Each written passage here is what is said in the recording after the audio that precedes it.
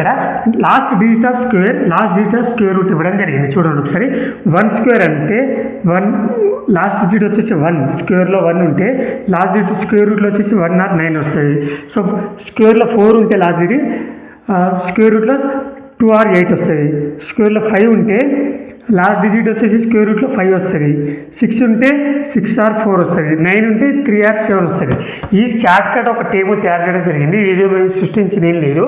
ఈ టేబుల్ వచ్చేసి ఈ స్క్వేర్ వాల్యూస్ నుంచే తయారు చేయడం జరిగింది అనమాట. సో కాంపిటేటివ్ ఎగ్జామ్లో ఎంత గుర్తుంచుకోవడం టైం సరిపోదు, మళ్ళీ ఎంత గుర్తు ఉండాలనే ఉద్దేశంతో సో షార్ట్ కట్లో టేబుల్ తయారు చేయడం జరిగింది. చూడండి ఒకసారి. 1 అంటే 1, సో 2 అంటే 4, మళ్ళీ ఇక్కడ చూడండి 5 అంటే 5 స్క్వేర్ అంటే 25, లాస్ట్ డేట్ 5 వచ్చింది. సో ఇక్కడ 4 వచ్చింది. 6 × 8 స్క్వేర్ అంటే ఏం చేయాలి, 6 అంటే 6 లేదా 4 వస్తాయని చెప్పి. సో ఇట్లా ఈ టేబుల్ స్క్వేర్ని చూసి మేము టేబుల్ తయారు చేయడం జరిగింది అనమాట. మరిన్ని స్క్వేర్ వాల్యూస్